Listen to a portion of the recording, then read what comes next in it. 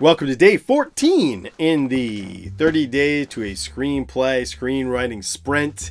And today we are going to have some fun and games, right? This is actually the fun and games segment of your movie. Right after Act 1 has ended, plot point 1 has pushed us onto the journey in a new way. This first piece in the new world is called the fun and games segment. This is where your character is really playing around with the rules of the new world. And this might also be a good place for you to put in a set piece, right? What is a set piece? A set piece is like, usually when we go to the movies and we remember the whole overall plot needs to work, but we also might remember like 2 or 3 scenes that really stand out, that were really exciting. Now, the whole movie can't be set pieces. If the whole movie set pieces, you exhaust your audience and the audience won't even know what they watched.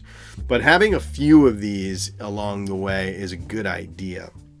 This is also where we may give the audience what is called the promise of the premise, right?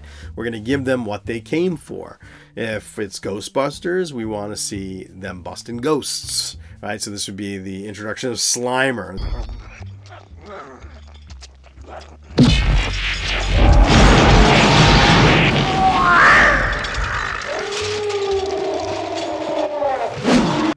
So, it could be something like the crop dusting scene in North by Northwest. In a comedy, there'll be a big scene with a joke that had you rolling.